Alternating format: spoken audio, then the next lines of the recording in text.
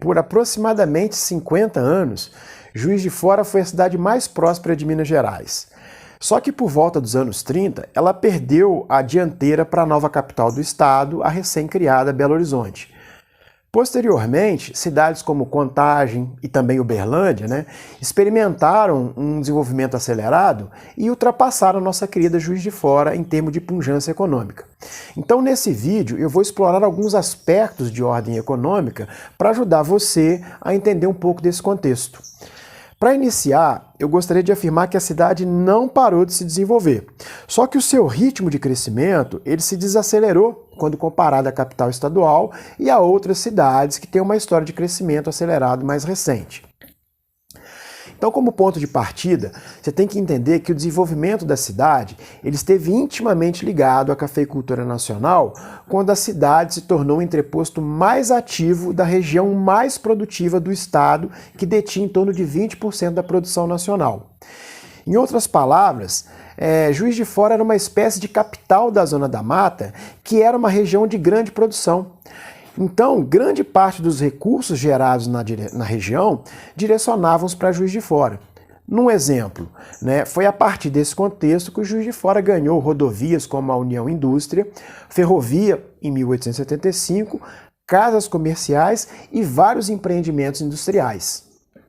Porém, esse atrelamento à cafeicultura colocava a cidade em uma posição de vulnerabilidade ante as oscilações do mercado de café.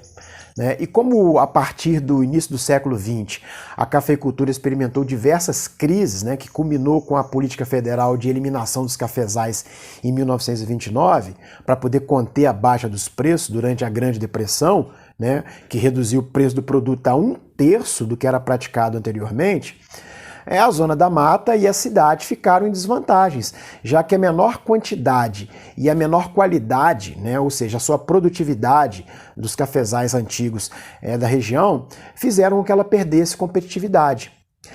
A verdade é que o sistema de produção da região ele já estava obsoleto quando comparado às regiões de produção nova, como por exemplo a do sul de Minas e do interior paulista.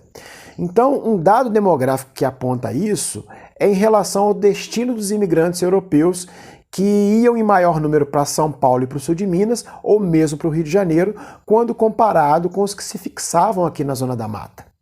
Então houve até uma tentativa de reconversão econômica da cafeicultura para a pecuária, só que sem o mesmo sucesso na geração de excedentes econômicos que a cafeicultura proporcionava.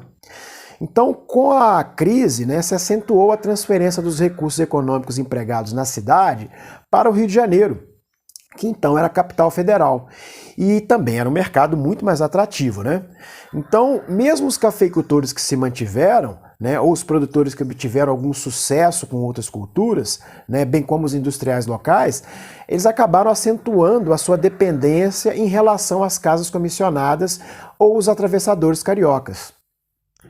Paralelamente, ocorreu um deslocamento do eixo econômico nacional do Rio de Janeiro para São Paulo. E com isso, as regiões do Triângulo Mineiro e do sul de Minas é que se beneficiaram dessa nova geografia econômica, e vários industriais da cidade, inclusive, transferiram suas capitais para São Paulo.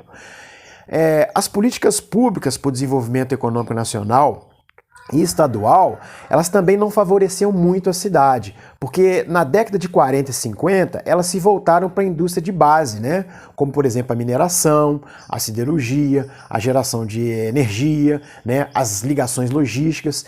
E no plano estadual são as regiões mineradoras e a dos grandes rios que entram no foco do incentivo estadual e também do incentivo da União. Então elas acabaram se tornando alvo de aplicações de capitais. Nessa época, a cidade ainda contava com um importante parque fabril, só que voltado para a produção de bens de consumo não duráveis, como por exemplo a indústria têxtil, a indústria alimentícia. E é nessa época que o comércio e os serviços se tornaram os polos mais dinâmicos da cidade. No nível estadual, é bom lembrar que a cidade passou a sofrer concorrência por recursos regionais com a nova capital, Belo Horizonte, que drenava muito desses recursos para sua construção, expansão e consolidação. Então, mesmo estando na região que mais contribuía financeiramente para o caixa do Estado, na transição do século XIX para o século XX, a cidade e a região foram penalizadas pelas baixas capacidades do Estado de investimento fora da capital.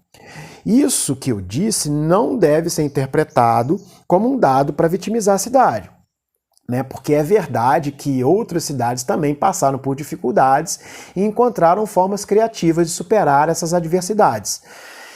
Na região da Zona da Mata, houve até uma tentativa de reconversão econômica, né, dos antigos cafezais para a criação de gado de leite. Só que a atividade, como eu disse anteriormente, ela não se mostrou tão lucrativa quanto a cafeicultura de outros tempos e nem capaz de conter o êxodo rural que se acentuou muito no período, né?